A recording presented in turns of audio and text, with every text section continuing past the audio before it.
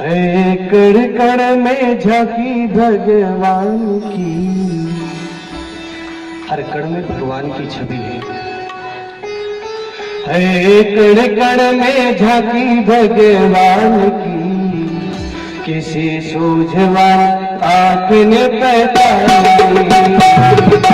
सूझवान आँख ने पहचानी, है कण कण में झांकी भगवान की, है कण कण में झांकी भगवान की, सूझवान आँख ने पहचानी, सूझवान आँख ने पहचानी। अगर हमारे अंदर ज्ञान है तो हम पहचान जाएंगे, और अगर हमारे अंदर अहंकार है, द्वेष है, कलह है, तो हम कभी नहीं पहचान पाएंगे। भगवान सामने से वापस चले जाएंगे, हम नहीं पहचान पाएंगे। कण कण में झांकी भगवान की, किसी सूझवान आँख ने पहचानी, किसी सूझवान आँख ने पहचानी, किसी सूझवान आँख ने पहचानी, किसी सूझवान आँख ने पहचानी।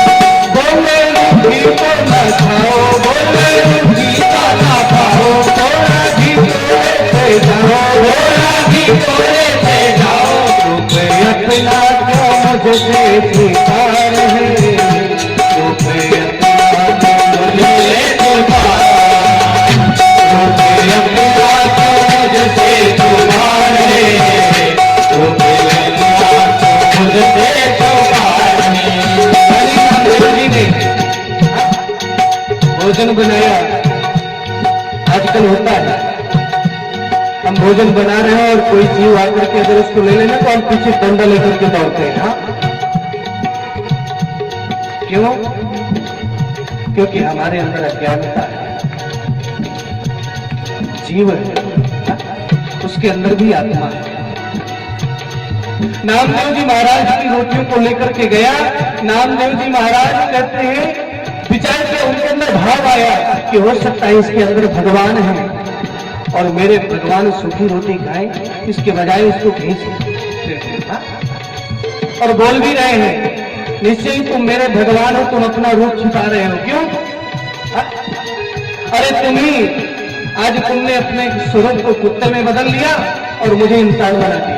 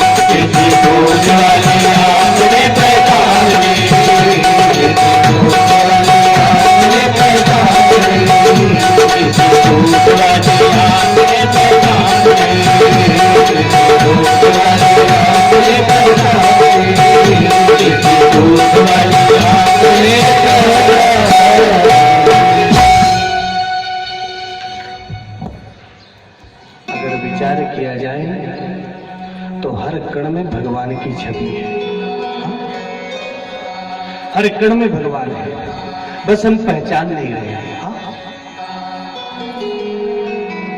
एक कहते हैं महाराज, एक व्यक्ति ने कहा, बोले भगवान है कहाँ? हमने तो भगवान को देखा नहीं।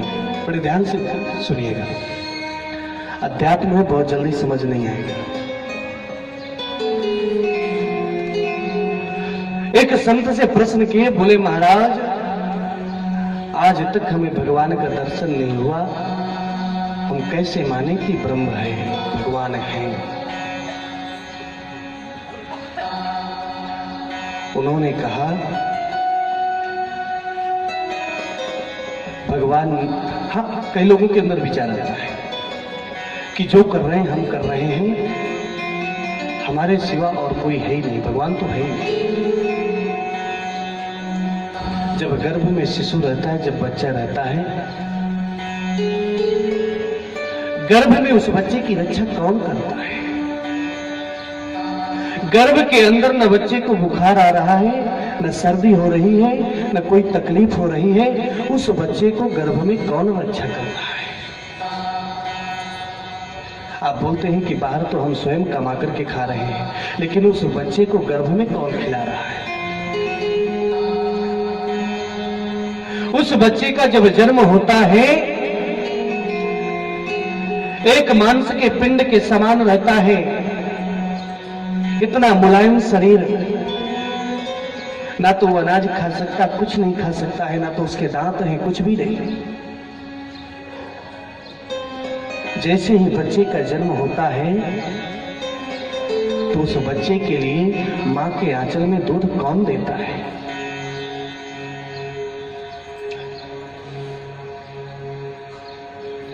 उस बच्चे को दूध मिलता है, उससे उसका पालन पोषण होता है।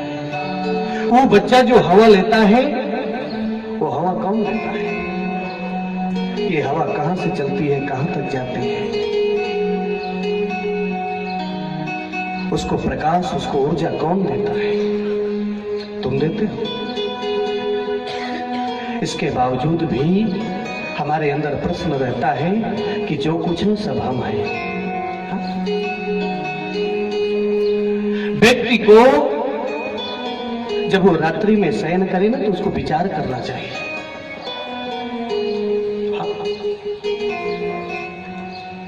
कि इस संसार में जो भी हम पानी यूज करते हैं तो पानी का बिल देते हैं, लाइट यूज करते हैं लाइट का बिल देते हैं, सब कुछ करते हैं और उसके लिए हम मेहनत करते हैं। लेकिन जो हमें प्रकृति से मिली है, जो हमारे आकस्मिक मिली है, जिससे हमारा कोई लेने देना नहीं, वो देने वाले को हम एक बार भी नहीं याद करते।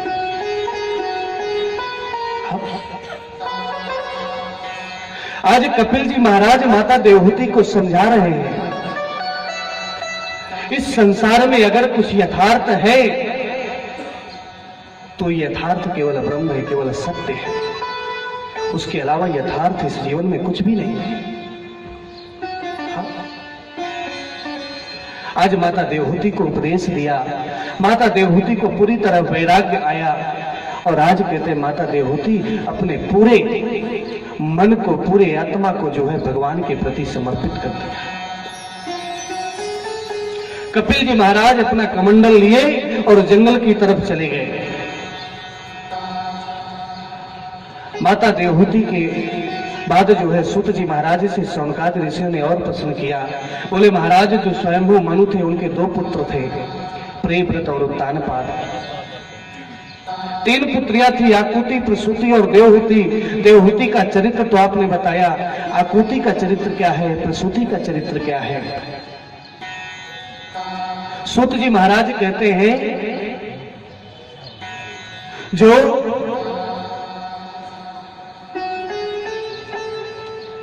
आकुति और प्रसूति, आकुति का विवाह दक्ष प्रजापति के साथ हुआ और प्रसूति का विवाह जिनके पुत्र यज्ञ नारायण हुए ऐसे माता प्रसूति और आकुति। दक्ष प्रजापति की जो पुत्रियां हैं उनमें एक साक्षात मां जगत जननी मां सती हैं, और इसमें बहुत सूक्ष्म कथा कही गई है मां सती की। मां सती का विवाह भगवान भोलेनाथ से होता है। भगवान भोलेनाथ और मां सती का चरित्र तो रामचरितमानस और शिव महापुराण में विशद है। मां सती का विवाह भगवान भोलेनाथ से हुआ, और कहते हैं मां सती को भगवान के प्रति, नारायण के प्रति, ब्रह्म के प्रति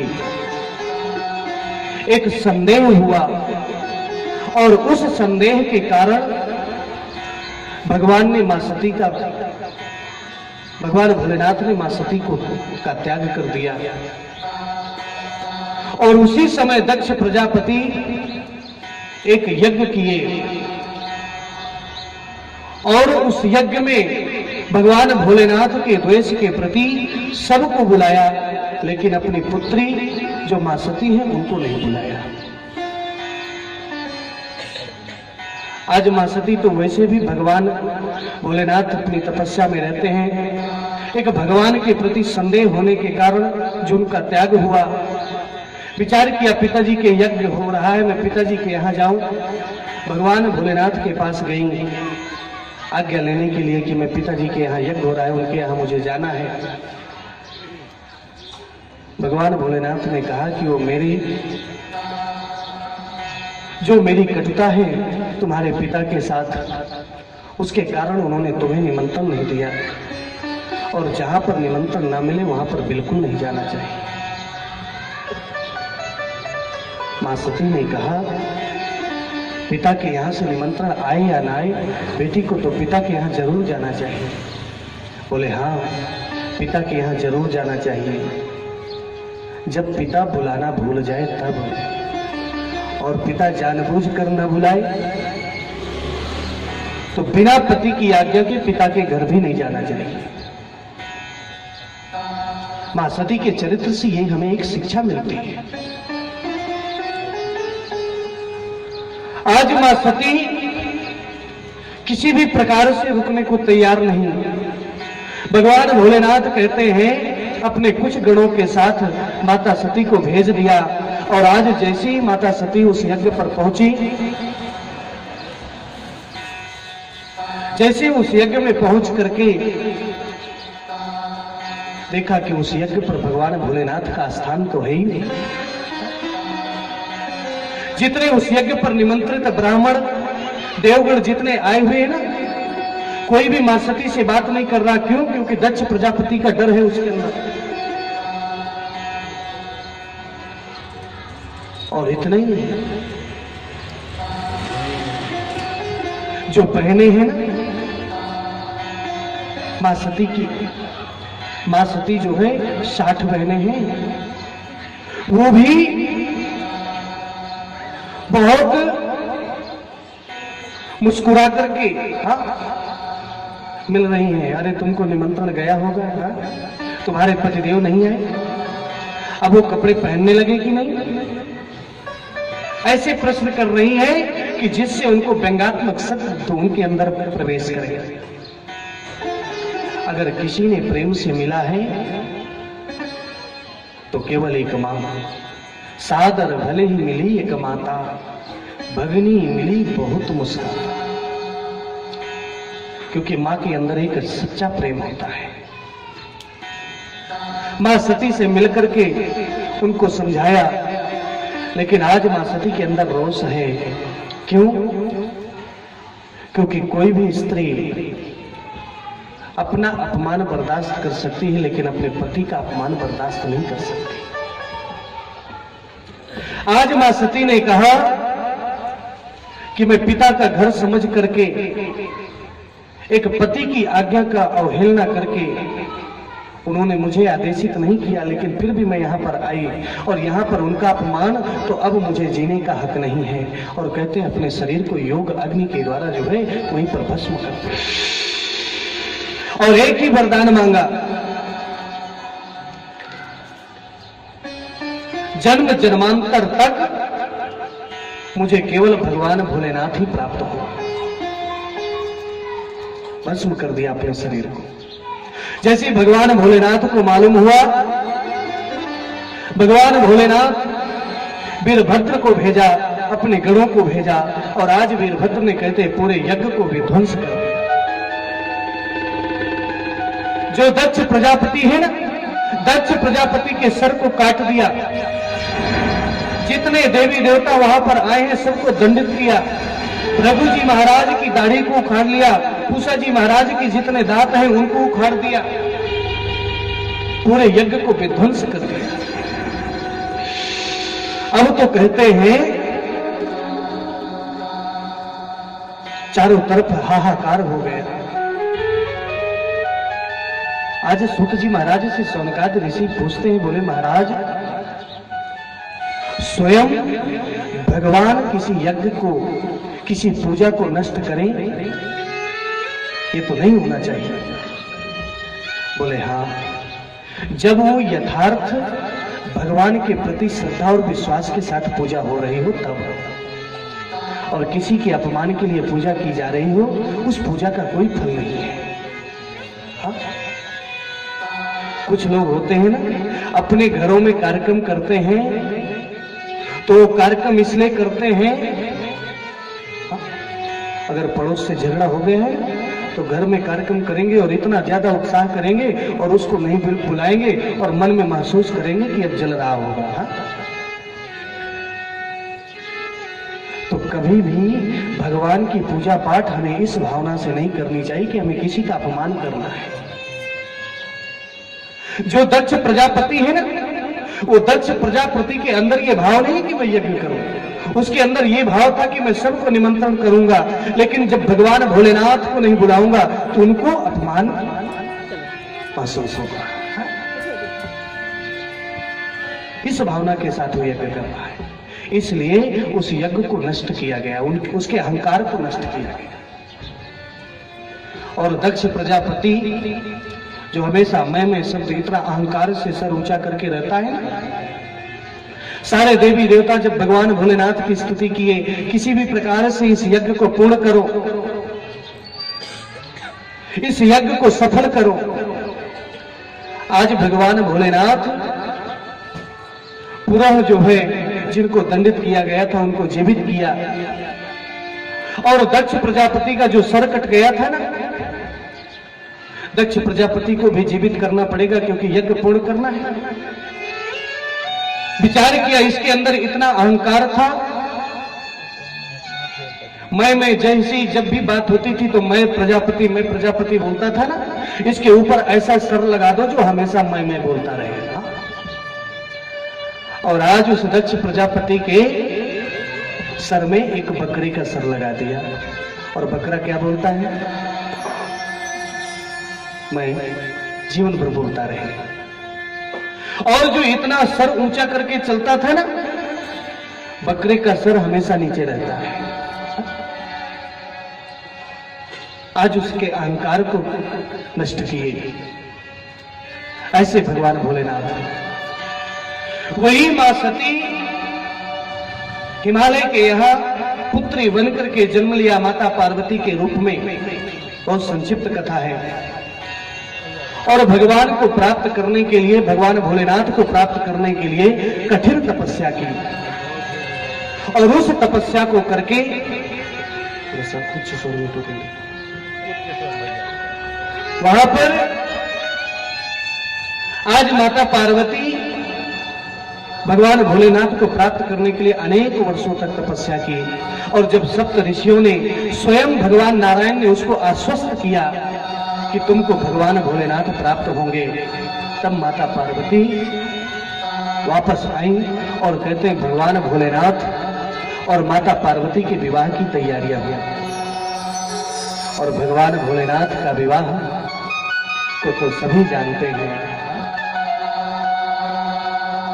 जैसे ही भगवान भोलेनाथ की विवाह की तैयारियां हुई, भगवान ने आदेश दिया, अपने तपस्या को पूर्ण करके विवाह के लिए तैयार हुए। मुहूर्त निकाला गया और उस मुहूर्त पर कहते हैं भगवान भोलेनाथ कि सुंदर बारात सजने लगेगी। और बारात तो सभी जानते हैं